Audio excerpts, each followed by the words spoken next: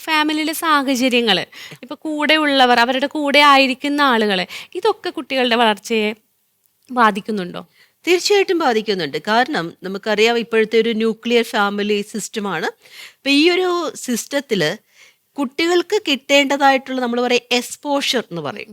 അപ്പോൾ അത് കണ്ടും കേട്ടും വ്യവഹരിച്ചും പഠിക്കേണ്ടതായിട്ടുള്ളൊരു സാഹചര്യങ്ങൾ കുറയുമ്പോൾ ആ കുട്ടികൾക്ക് എക്സ്പോഷർ ഇല്ലാത്തതിൻ്റെ പേര് കുട്ടികളുടെ ഉള്ളിൽ നമ്മൾ പറയുന്ന ആ ഒരു റിസോഴ്സസ് ഉണ്ട്. പക്ഷേ ആ റിസോഴ്സസിനെ അവർക്ക് പ്രതിഫലിക്കാനുള്ള അല്ലെങ്കിൽ അവർക്കതിനെ ഒരു പ്രവർത്തന രംഗത്തിലേക്ക് കൊണ്ടുവരാനുള്ള ആ ഒരു ആസ്പെക്റ്റുകൾ ഇല്ലാതെ പോകുന്നു. ഇപ്പം വിദേശ രാജ്യങ്ങളിൽ നിന്നൊക്കെ പലപ്പോഴും എനിക്ക് ഒത്തിരി വിദേശ രാജ്യങ്ങളിൽ നിന്നുള്ള കുട്ടികളുടെ, പ്രത്യേകിച്ച് ഒരു 6 വയസ്സിന് താഴെയുള്ള കുട്ടികളുടെ കാര്യത്തിലുള്ള വളർച്ചാ പ്രശ്നങ്ങളുമായിട്ടൊക്കെ വരാറുണ്ട് നമ്മുടെ ഇടയ്ക്കൽ. കുട്ടികൾ സംസാരത്തിൽ കുറവാണ്, ഇന്ററാക്ട് ചെയ്യുന്നില്ല, ഒരു ഐ കോണ്ടാക്ട് വരുന്നില്ല, അല്ലെങ്കിൽ വിളിച്ചാലും മിണ്ടുന്നില്ല, മറ്റു കുട്ടികളുടെ അടുക്കൽ വന്നു കഴിയുമ്പോൾ മിങ്കിൾ ആവുന്നില്ല, അല്ലെങ്കിൽ അച്ഛനോടും അമ്മയോടുമുള്ള ഒരു ഡ്യൂ റെസ്പെക്ട് എന്ന് വെച്ചാൽ അവരോടുള്ള റെസ്പോൺസ് വരുന്നില്ല, ഒരു സ്നേഹം ഇല്ലാത്തൊരു രീതി വരുന്നു, ഒരു സ്മൈലിംഗ്, നമ്മൾ പറയുന്ന ഒരു സോഷ്യൽ സ്മൈൽ ആസ്പെക്ട്സ് എന്നൊക്കെ പറയും. അപ്പോൾ അത് വരുന്നില്ല എന്നൊക്കെ പറഞ്ഞുകൊണ്ടാണ് നമുക്ക് കുട്ടികളെ കൊണ്ടുവരുന്നത്. അപ്പോൾ നമ്മളിവരുടെ ജീവിത സാഹചര്യങ്ങളിലേക്ക് എടുത്തു നോക്കുമ്പോൾ നമുക്കറിയാം ഒരു ജോലി സാധ്യതയ്ക്ക് വേണ്ടിയിട്ടാണ് അവർ പുറത്തു പോയിരിക്കുന്നത്. അപ്പോൾ ഒരു സാമ്പത്തികമായിട്ടുള്ളൊരു സുസ്ഥിതി ഉണ്ടാക്കാനും അല്ലെങ്കിൽ അവരുടെ ഒരു ജോബ് സെക്യൂരിറ്റി ഉണ്ടാക്കാനും ഫാമിലിയെ നല്ല രീതിയിലൊരു വളർത്താനും വേണ്ടിയിട്ടാണ്. അപ്പം അവിടെ ചെന്ന് കഴിയുമ്പോഴത്തേക്കും ഒരാൾക്ക് ഡ്യൂട്ടി ഉണ്ട്, അച്ഛനോ അമ്മയോ അല്ല ഒരാൾ മാത്രമേ കുട്ടിയുടെ കൂടെ ഉണ്ടാവുള്ളൂ, അവർക്കും അവരുടേതായിട്ടുള്ള കുറേ കാര്യങ്ങൾ, ജോലികൾ ചെയ്യേണ്ടതായിട്ടുണ്ട്. അപ്പോൾ ഈ ഒരു റെസ്പോൺസിബിലിറ്റി ബർഡൻ വരുമ്പോൾ നമ്മുടെ കൂടെയുള്ള ഒരു കുഞ്ഞിനെ ആ കുഞ്ഞിന്റെ നീഡിനനുസരിച്ച് നമുക്ക് റെസ്പോണ്ട് ചെയ്യാനായിട്ട് സാധിക്കാതെ വരും. ഇപ്പോൾ കുഞ്ഞിന്റെ ഫാദറോ മദറോ ആണ് ജോലിക്ക് പോകുന്നത്, കുഞ്ഞിനുള്ള ഭക്ഷണം എടുത്ത് വെച്ചിട്ടുണ്ട്, അത് വേണ്ട രീതിയിലൊന്ന് ഫീഡ് ചെയ്യണമെന്ന് പറയുമ്പോൾ ഒരു മുറിക്കുള്ളിൽ കുറെ ക്രിയേറ്റീവായിട്ടുള്ള കളിക്കോപ്പുകൾക്കുള്ളിൽ നിന്നുകൊണ്ട് മാത്രമേ ആ കുട്ടിയെ അവർക്ക് വളർത്താനായിട്ട് സാധിക്കുന്നുള്ളൂ. അപ്പൊ കുട്ടിയുടെ എക്സ്പോഷർ കുറഞ്ഞു പോകുന്നുണ്ട്, ഇത് കുഞ്ഞിനെ ബാധിക്കുന്നുണ്ട്, അത് കുഞ്ഞിന്റെ വളർച്ചയെ ബാധിക്കുന്ന ഇവർക്കൊന്നും ചെയ്യാൻ പറ്റാത്തൊരവസ്ഥയിൽ വരുന്നുണ്ട്. അപ്പൊ ശരിക്കും ടീച്ചർ ആദ്യമേ പറഞ്ഞതുപോലെ തന്നെ ഒരു സങ്കീർണമായിട്ടുള്ള പ്രതിസന്ധി ഘട്ടം നമുക്ക് അവിടെ കാണാൻ മാതാപിതാക്കൾക്ക് കൊടുക്കാൻ പറ്റുന്ന ഒരു അല്ലെങ്കിൽ ഉപദേശം എന്നല്ല, അവർക്ക് കൊടുക്കാൻ എന്താ പറയാ അവരുടെ അടുത്ത്, അല്ലെങ്കിൽ അവരെങ്ങനെയാണ് ഇതിനൊന്ന്. നമ്മൾ ഇത് പറയുമ്പോൾ വേറൊരു കാര്യം കൂടി ശ്രദ്ധിക്കേണ്ടതായിട്ടുണ്ട്. ഇപ്പം നമുക്കറിയാം സോഷ്യൽ മീഡിയ വഴിയായിട്ടും ഒത്തിരിയേറെ ഇൻഫോർമേഷൻസ് കൂടുതൽ കിട്ടുന്നുണ്ട്. അതുകൊണ്ട് തന്നെ മാതാപിതാക്കൾക്ക് അമിതമായ ചില ഇൻഫോർമേഷൻസ് കുട്ടികളുടെ വളർച്ചയെക്കുറിച്ച് കിട്ടുന്നുണ്ട്. അതായത് കുട്ടി ഇങ്ങനെ ആയിരിക്കണം, അതായത് കുട്ടി ഈ ഒരു രീതിയിൽ വളർന്നു വരേണ്ടതായിട്ടുണ്ട്, ഇങ്ങനെയുള്ള കാര്യങ്ങളൊക്കെയാണ് എക്സ്പെക്റ്റേഷൻസ് എന്നൊക്കെ പറയുമ്പോൾ മാതാപിതാക്കൾ പലപ്പോഴും ജനറലൈസ്ഡ് ആയിട്ടുള്ള ഈ ഇൻഫർമേഷനാണ് സ്വീകരിക്കുന്നത്. അപ്പോൾ അവരെ കമ്പയർ ചെയ്യാനായിട്ട് തുടങ്ങും. അപ്പോൾ ഈ കമ്പാരിസൺ വരുമ്പോഴും മാതാപിതാക്കൾക്ക് അമിതമായിട്ടുള്ളൊരു ഉത്കണ്ഠ വരുന്നുണ്ട്. അപ്പോൾ ഈ നമ്മൾ ചില കേസുകളിൽ കണ്ടിട്ടുണ്ട്, ചിലപ്പോൾ കുട്ടിയുടെ അമ്മ വന്നിട്ട് പറയാറുണ്ട്, സിസ്റ്ററെ എൻ്റെ ഹസ്ബൻഡിൻ്റെ വീട്ടിൽ അല്ലെങ്കിൽ ഹസ്ബൻഡിൻ്റെ ചേട്ടനനിയന്മാരുടെ മക്കൾ ഈ ഒരു പ്രായത്തിൽ ഇന്ന കാര്യങ്ങൾ ചെയ്തു എന്നുള്ളത് അമ്മ പറഞ്ഞും മറ്റുള്ളവർ മുതിർന്നവർ പറഞ്ഞും ഞാൻ അറിഞ്ഞു. പക്ഷെ എൻ്റെ കൊച്ചി ഇങ്ങനെ ചെയ്യാതെ വരുമ്പോൾ ഞാൻ ഈ കൊച്ചിനെ ഒത്തിരി ഫോഴ്സ് ചെയ്യുന്നുണ്ട്, അല്ലെങ്കിൽ അങ്ങനെയാണെന്ന് കാണിക്കാൻ വേണ്ടിയിട്ട് കുഞ്ഞിൻ്റെ ആ ഡെഫിസിറ്റ്സുകൾ ഞാൻ മറച്ചു വെച്ചാണ് പലപ്പോഴും പറയുന്നത്. അപ്പോൾ അതുകൊണ്ട് തന്നെ ഇപ്പൊ കുട്ടി സംസാരിച്ചു തുടങ്ങിയോ അല്ലെങ്കിൽ കുട്ടി എന്തൊക്കെ പറഞ്ഞെന്ന് പറയുമ്പോൾ ഞാൻ കൂടുതൽ കാര്യങ്ങൾ കുട്ടി ചെയ്യുന്നതിനേക്കാൾ കൂടുതൽ കാര്യങ്ങൾ മറ്റുള്ളവരോട് പറയും. അപ്പൊ അവരുടെ ആ ഒരു കാഴ്ചപ്പാടിൽ നല്ല രീതിയിൽ നിൽക്കാൻ വേണ്ടിയിട്ട് ഞാൻ ഇങ്ങനെ മറച്ചു വെച്ചാണ് എൻ്റെ കുഞ്ഞ് ഇപ്പൊ ഈ ഒരു സമയമായിട്ടും വേണ്ട രീതിയിൽ സംസാരം തുടങ്ങാതിരുന്നത്, അല്ലെങ്കിൽ എനിക്ക് ഇതുവരെയും വേറൊരു പ്രൊഫഷണൽ കാരണം കൊണ്ട് പുറത്ത് അറിയിക്കാതെ കൊണ്ടു നടക്കും വരുന്നുണ്ട്. അപ്പൊ നമ്മൾ ഓർക്കണം, അമിതമായ ഇൻഫോർമേഷൻ, നമ്മൾ പറയുന്ന ഒരു ജങ്ക് ഇൻഫോർമേഷൻസും നല്ലതല്ല. നമ്മുടെ കുട്ടിയെ മനസ്സിലാക്കാനായിട്ട് മാതാപിതാക്കൾക്ക് ഒരു ടൈം ഉണ്ടായിരിക്കണം, സ്പേസ് ഉണ്ടായിരിക്കണം. ഇവിടെ വളരെ പ്രധാനപ്പെട്ടതായിട്ട് ഞാൻ ഓർക്കുന്നത്, മാതാപിതാക്കൾ തമ്മിൽ കുട്ടിയുടെ കാര്യങ്ങളിൽ കുറ്റപ്പെടുത്തരുത്. ഇപ്പൊ ചിലപ്പോൾ ചില പിതാക്കന്മാർ അല്ലെങ്കിൽ കൊച്ചിൻ്റെ അച്ഛൻ പറയുന്നതായിട്ട് ഞാൻ കേട്ടിട്ടുണ്ട്, ഇവൾക്ക് വേറെ ജോലി, അതായത് അമ്മയെ കുറിച്ച് പറയണോ, ഇവൾക്ക് വേറെ ജോലിയൊന്നുമില്ല, കൊച്ചിനെ നോക്കി ഇവിടെ നിന്നാ പോരെ. അപ്പൊ ഈ കൊച്ചിന് എന്തെങ്കിലും ഒരു പ്രശ്നം വന്നിട്ടുണ്ടെങ്കിൽ കൊച്ച് കണ്ണിൽ നോക്കുന്നില്ല, നെയിം കോളിന് റെസ്പോണ്ട് ചെയ്യുന്നില്ല എന്നുണ്ടെങ്കിൽ അത് ഇവളുടെ പ്രശ്നമാണ്. ഓക്കെ, ചിലപ്പോൾ അമ്മമാർ കുറ്റപ്പെടുത്തും, കൊച്ചിന് വേണ്ടതായിട്ടുള്ള കാര്യങ്ങൾ ആ ഒരു സമയത്ത് കൊടുത്തിട്ടില്ല. എൻ്റെ ഒരു പ്രഗ്നൻസി ടൈമിൽ ഈ കുഞ്ഞിൻ്റെ അച്ഛൻ്റെ ഭാഗത്തു നിന്ന് അല്ലെങ്കിൽ മറ്റുള്ളവരുടെ ഭാഗത്തു നിന്ന് എനിക്ക് വേണ്ട രീതിയിൽ ഒരു ആശ്വാസം ലഭിച്ചിട്ടില്ല. അതൊക്കെ കൊണ്ടാണ് ഈ കുട്ടിക്ക് ഇങ്ങനെ സംഭവിക്കുന്നത്. അപ്പോൾ ഈ അമിതമായിട്ടുള്ള ഇൻഫോർമേഷൻ വന്നതിന് ശേഷം നമ്മളൊരു സെൽഫ് ചെക്കിങ് ചെയ്യും. ഞാൻ അങ്ങനെ ചെയ്തോ, എൻ്റെ കൊച്ചിങ്ങനെ ചെയ്യുന്നുണ്ടോ എന്നൊക്കെ. അപ്പം അതും വളരെ ക്രൂഷ്യലായിട്ട് നമ്മൾ ശ്രദ്ധിക്കേണ്ട ഒരു കാര്യമാണ്. അപ്പോൾ കുട്ടികളിൽ നിന്ന് അമിതമായിട്ട് പ്രതീക്ഷിക്കരുത്, കുട്ടികളുടെ വളർച്ചയിൽ അമിതമായിട്ട് നമ്മൾ പ്രതീക്ഷിക്കരുത്, കമ്പയർ ചെയ്ത് നമ്മൾ പ്രതീക്ഷിക്കരുത്. പക്ഷേ എനിക്ക് തോന്നുന്നത് ഇന്നത്തെയൊക്കെ ഒരു സാഹചര്യത്തിൽ നമ്മുടെ ഒരു മെഡിക്കൽ കപ്പാസിറ്റി കാര്യങ്ങൾ, ആരോഗ്യ വ്യവസ്ഥിതിയിലുണ്ടായിട്ടുള്ള മാറ്റങ്ങൾ ഒക്കെ കുറച്ചുകൂടി കൂടുതലായിട്ട് കുട്ടികളുടെ വളർച്ചയെക്കുറിച്ചൊക്കെ പറഞ്ഞു കൊടുക്കുന്നുണ്ട്. ഓരോ സ്റ്റേജിലും ഏതൊക്കെ വളർച്ചകളുണ്ട്. ഇപ്പോഴാണ് സിസ്റ്റർ ഞാൻ ചോദിക്കണം എന്ന് കരുതിയ ഒരു ചോദ്യമായിരുന്നു. അതായത് ഇപ്പോൾ ഒരു 3 കുട്ടികളുള്ള ഒരു വീട്ടില് അതിൽ രണ്ടാമതുണ്ടായ കുട്ടീൻസാണ്. അപ്പൊ അതിലൊരാള് വളരെ എന്ന് പറയുമ്പോൾ ഡെവലപ്മെന്റ്സ് ഒക്കെ വളരെ കുറഞ്ഞ ഒരു കുട്ടിയാണ്. പക്ഷെ ആ കുട്ടിയുടെ ആ ഒരു പ്രശ്നം മറ്റു 2 കുട്ടികളെയും ബാധിക്കുന്നുണ്ട്. ഇപ്പോൾ ഇവർക്ക് ഒരുമിച്ച് ഒരു സ്കൂളിൽ പഠിക്കാൻ പറ്റുന്നില്ല, അല്ലെങ്കിൽ ഈ കുട്ടിയെ നമുക്ക് ഇവരെ പോലെ ഒരുമിച്ച് കൊണ്ടു നടക്കാൻ പറ്റുന്നില്ല. അത് വളരെ മാനസികമായിട്ടും കുട്ടികളെ വളരെയധികം ബാധിക്കുന്നതായിട്ട് കണ്ടിട്ടുണ്ട്. അങ്ങനെ ഒരു കേസ് ഞാൻ കേട്ടിരുന്നു. അപ്പം അതിനെക്കുറിച്ച് എങ്ങനെയാണ് മറ്റുള്ള കുട്ടികൾക്കൊപ്പം ഇവരെ കൊണ്ടുപോകാൻ സാധിക്കുക? തീർച്ചയായിട്ടും അവിടെ നമ്മൾ നോക്കേണ്ട കാര്യം, ഇപ്പോൾ ടീച്ചർ പറഞ്ഞ പോലെയുള്ള ചില കേസുകൾ നമ്മൾക്കും കിട്ടിയിട്ടുണ്ട്. ഇപ്പോൾ ഒരു എൽഡർ കുഞ്ഞ് 6 വയസ്സ് കഴിഞ്ഞു, കുട്ടി ഓട്ടിസ്റ്റിക് ആണ്, ഓട്ടിസത്തിൻ്റെ ഫീച്ചേഴ്സൊക്കെ കാണിക്കുന്നുണ്ട്.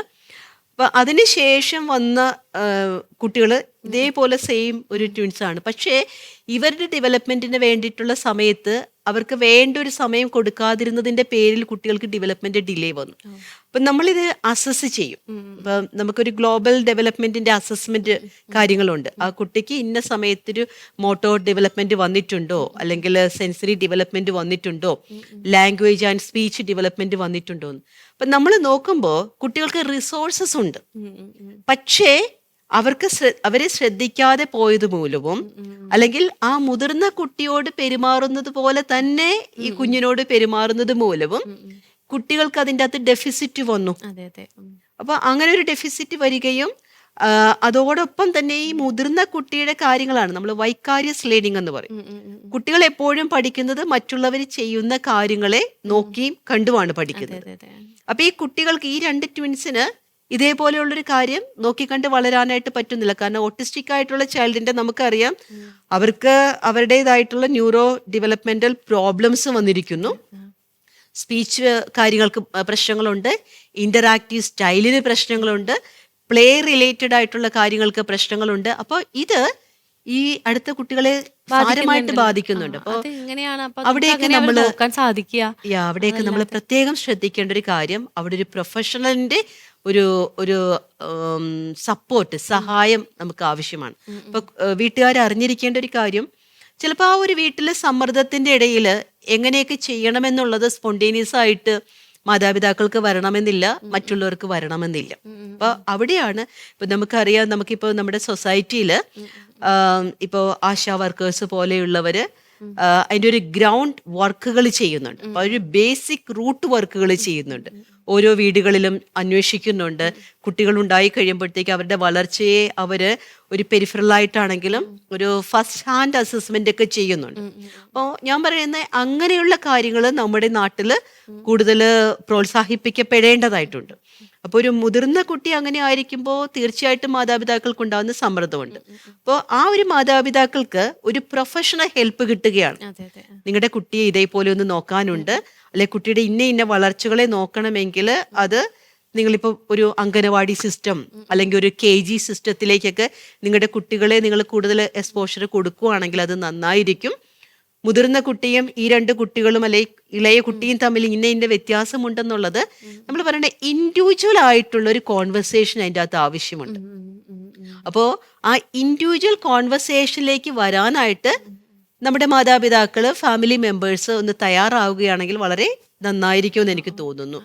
പിന്നെ എനിക്ക് തോന്നുന്നത് പലപ്പോഴും ഇങ്ങനെ ഒരു കാലഘട്ടത്തിൽ ആരൊക്കെയാണ് സമീപിക്കേണ്ടത്? അതെ അതെ, ഒരുപാട് ചൈൽഡ് ഡെവലപ്മെന്റ് സെന്ററുകൾ ഇങ്ങനെ പൊങ്ങി വരുന്ന ഒരു കാലഘട്ടത്തിലാണ് നമ്മൾ.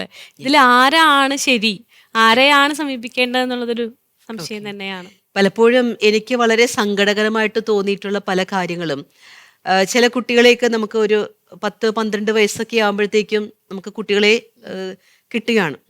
അപ്പം അവരുടെ സ്പീച്ച് കറക്റ്റ് ആയിട്ടില്ല, അതായത് സംസാര രീതി കറക്റ്റ് ആയിട്ടില്ല, സ്ലാങ് ശരിയായിട്ട് വന്നിട്ടില്ല. അപ്പോൾ അങ്ങനെയൊക്കെയുള്ളൊരു കാര്യങ്ങളിൽ വരുന്നു. അതുപോലെ തന്നെ കുട്ടികൾക്ക് മറ്റുള്ള കുട്ടികളുമായിട്ടുള്ള ഒരു ഇന്റർ റിലേറ്റീവ് പ്ലേ വന്നിട്ടില്ല, പിയർ ഗ്രൂപ്പിനെ അവരെ സ്വാധീനിക്കുന്ന ശൈലിയിൽ മാറ്റങ്ങൾ വരുന്നു. ഇതൊക്കെ പറഞ്ഞു വരുമ്പോൾ ഞാൻ ചോദിക്കും, ഇതിനു മുൻപേ എവിടെയെങ്കിലും നിങ്ങൾ സമീപിച്ചിരുന്നോ? അപ്പോഴാണ് അവർ പറയുന്നത്, വലിയ രീതിയിൽ അഡ്വർടൈസ്മെന്റ് ഒക്കെ കൊടുത്തിരുന്ന ചില സ്ഥാപനങ്ങളിലേക്ക് കൊണ്ടുപോയി, പക്ഷേ വേണ്ട രീതിയിലുള്ള ഒരു ഇന്റർവെൻഷൻ കിട്ടാതെ പോയി. അപ്പോൾ ഈ സമൂഹത്തില് കുറച്ചെങ്കിലും പ്രതികൂലമായിട്ട് ബാധിക്കുന്ന ഒരു കാര്യം തന്നെയാണ് ഈ ഹൈലി അഡ്വർടൈസ്മെന്റുകൾ കൊടുത്തുകൊണ്ട് വേണ്ട രീതിയിലുള്ള ഇന്റർവെൻഷൻ കൊടുക്കാതെയും പോകുന്ന ചില കാര്യങ്ങളുണ്ട്. അപ്പോൾ നമ്മൾ ശ്രദ്ധിക്കേണ്ട ഒരു കാര്യം, ഒരു കുഞ്ഞുണ്ടായി കഴിഞ്ഞ് കഴിഞ്ഞാൽ തീർച്ചയായിട്ടും നമുക്ക് ഫസ്റ്റ് നിയോനേറ്റൽ ഡിപ്പാർട്ട്മെന്റിലേക്കാണ് പോകുന്നത്. നിയോനേറ്റൽ പീഡിയാട്രീഷ്യനാണ് അതിന് ഡീൽ ചെയ്യുന്നത്. ആ ഒരു സമയത്ത് കുട്ടിയിൽ ഉണ്ടാകുന്ന കുട്ടിയുടെ ഫിസിയോളജിക്കൽ അനാട്ടമിക്കൽ സിസ്റ്റത്തെയാണ് അത് മെഷർ ചെയ്യുന്നത്. അപ്പോൾ അവിടെ നമുക്ക് കാര്യങ്ങൾ ഓക്കെ ആണെന്ന് കണ്ടുപിടിക്കാം. പിന്നീട് നമുക്കറിയാം ഈ കുട്ടികൾക്ക് ഒരു 3 to 4 months ആകുമ്പോഴത്തേക്കൊക്കെ കമന്ന് വീഴാനുള്ളൊരു കാര്യം. ഇപ്പൊ അപ് ടു 5 months വരെയൊക്കെ ഓക്കെയാണ്. എത്രയാണ് ഇവരുടെ ഒരു വളർച്ചാ കാലഘട്ടം എന്ന് പറയുന്നത്? എത്രയാണെന്ന് നോക്കി നമ്മൾ സാധാരണ പറയും ഒരു 6 വയസ്സ് വരെയുള്ള കാലഘട്ടം വളരെ ക്രൂഷ്യലാണ്. കാരണം അവരുടെ മോട്ടോർ ഡെവലപ്മെന്റ് വരുന്നുണ്ട്, ലാംഗ്വേജ് അതായത് സംസാരത്തിലുണ്ടാവുന്ന ഡെവലപ്മെന്റ് വരുന്നുണ്ട്, ബുദ്ധിശക്തി അതെല്ലാം ബാധിക്കുന്നുണ്ട്, സാമൂഹിക ബന്ധങ്ങളുടെ ഡെവലപ്മെന്റ് വരുന്നുണ്ട്. അപ്പം നമുക്ക് ഇതിനൊരു ചാർട്ടുണ്ട്. പലപ്പോഴും പല ഹോസ്പിറ്റലുകളിലും അത് ഡിസ്പ്ലേ ചെയ്തിരിക്കും. എന്നാലും ചിലപ്പോൾ നമ്മുടെ കുട്ടികൾ അതിൽ നിന്ന് ചെറിയ വേരിയേഷൻസ് ഉണ്ടാവും. അവിടെ ഒത്തിരി പാനിക് ആവേണ്ടതായിട്ടുള്ളൊരു ആവശ്യമില്ല. അപ്പോൾ ഒരു പീഡിയാട്രീഷ്യൻ, നിയോനേറ്റൽ പീഡിയാട്രീഷ്യൻ കഴിയുമ്പോഴത്തേക്കും ഒരു സാധാരണ ഒരു ജനറൽ പീഡിയാട്രീഷ്യന് നമ്മുടെ കുട്ടിയെ നോക്കിക്കഴിഞ്ഞാൽ അറിയാം എവിടെയെങ്കിലും ഒരു ഡിഫക്റ്റ് വരുന്നുണ്ടോ. ഇപ്പൊ ഇതുമല്ല എന്നുണ്ടെങ്കിൽ ഇന്നത്തെ കാലഘട്ടത്തിൽ ഡെവലപ്മെന്റൽ പീഡിയാട്രീഷ്യൻ എന്ന് പറയുന്ന ഒരു ഡിപ്പാർട്ട്മെന്റ് ഉണ്ട്. അപ്പൊ അവരുടെ ഒരു ജനറ്റിക് ആയിട്ടുള്ള അല്ലെങ്കിൽ അവരുടെ മറ്റു ഫങ്ഷണൽ ബേസിസ് ആയിട്ടുള്ള ന്യൂറോളജിക്കൽ ആയിട്ടുള്ള ഡെവലപ്മെന്റുകളെയൊക്കെ കാണാനായിട്ട് വേണ്ടിയിട്ട്. അപ്പോൾ അതോടൊപ്പം തന്നെ നമ്മൾ നോക്കേണ്ട ഒരു കാര്യമാണ്, അവിടെ ഏതെങ്കിലും ഒരു പ്രോബ്ലംസ് ഉണ്ട് എന്ന് ഡിറ്റർമൈൻ ചെയ്ത് കഴിഞ്ഞാൽ, അതിനെ അവർ ഡിഫൈൻ ചെയ്ത് കഴിഞ്ഞു കഴിഞ്ഞാൽ പിന്നെ ഒരു ക്ലിനിക്കൽ സൈക്കോളജിസ്റ്റിനെ അപ്രോച്ച് ചെയ്യണം. ഒരു ക്ലിനിക്കൽ സൈക്കോളജിസ്റ്റിനെ അപ്രോച്ച് ചെയ്യുമ്പോൾ അവിടെ ഒരു ഗ്ലോബൽ ആയിട്ടുള്ള കാര്യങ്ങളെ നോക്കും. അവിടെ നിന്ന് സ്പീച്ച് തെറാപ്പിസ്റ്റ് ആയിരിക്കാം, ഒക്യുപേഷൻ തെറാപ്പിസ്റ്റ് ആയിരിക്കാം, അങ്ങനെ അവർക്കൊന്ന് മാർക്ക് ചെയ്ത് പോകേണ്ടതായിട്ട് വരുന്നുണ്ട്. കൃത്യമായ ഒരാളുടെ അടുത്ത് ചെല്ലുന്ന പെടുക എന്നുള്ളതാണ് സോഷ്യൽ മീഡിയയുടെ ഒരു അതിപ്രസരം വളരെ ബുദ്ധിമുട്ടേറുന്നൊരു കാര്യമാണ്. അപ്പോൾ തീർച്ചയായിട്ടും നമ്മുടെ കുട്ടികൾക്ക് ഒരു ഡെവലപ്മെന്റ് ഡിലേ നിങ്ങൾ സസ്പെക്ട് ചെയ്യുന്നുണ്ട് എന്ന് കണ്ടു കഴിഞ്ഞാൽ ഏറ്റവും നല്ലത് നമ്മുടെ ഹോസ്പിറ്റലിൽ തന്നെ പീഡിയാട്രീഷ്യനെ സമീപിക്കുകയോ അല്ലെങ്കിൽ ഒരു ക്ലിനിക്കൽ സൈക്കോളജിസ്റ്റിനെ സമീപിച്ചു കഴിഞ്ഞാൽ ഈ ഒരു ഗ്ലോബൽ ആയിട്ടുള്ള ഡെവലപ്മെന്റിന്റെ ആ ഒരു അസസ്മെന്റ് എടുക്കാനായിട്ട് സാധിക്കും. അപ്പൊ അവിടെ നിന്ന് ഈ ഒരു സ്പെഷ്യലൈസ്ഡ് ആയിട്ടുള്ള കണ്ടീഷനിലേക്ക് പോകാനായിട്ട് സാധിക്കും. അപ്പോൾ നമ്മൾ ഓർക്കേണ്ട കാര്യം, ഇത്രയേറെ ശാസ്ത്രം നൂതനമായി, നമ്മുടെ ആരോഗ്യ മേഖല നൂതനമായി, അതോടൊപ്പം തന്നെ മാനസിക ആരോഗ്യ മേഖല വളരെ അഡ്വാൻസ്ഡ് ആയിട്ട് ഇന്ന് പ്രവർത്തിച്ചു കൊണ്ടിരിക്കുകയാണ്. അപ്പോൾ ഈ ഒരു സമയത്ത് നമ്മുടെ കുട്ടികൾക്ക് കൊടുക്കേണ്ട കാര്യങ്ങൾ കൊടുക്കാത്തതിൻ്റെ പേരിൽ ഡിലേ ചെയ്ത് അവരുടെ ഒരു പേഴ്സണാലിറ്റി ഇതായി പോവരുത്. അപ്പോൾ തീർച്ചയായിട്ടും മുൻപേ അറിയുക, മുൻപേ കാര്യങ്ങൾ വേണ്ട രീതിയിൽ കൈകാര്യം ചെയ്യുക. നമ്മൾ പറയുന്ന early detection and early intervention. അപ്പം നമുക്ക് എല്ലാവർക്കും നമ്മുടെ കുഞ്ഞുങ്ങളെ നോക്കാനും സ്വാധീനിക്കാനും സാധിക്കട്ടെ. അവർക്ക് വേണ്ടുന്ന നന്മ നമ്മളിലൂടെ ചെയ്യാനായിട്ട് സാധിക്കട്ടെ എന്ന് ആശംസിക്കുന്നു.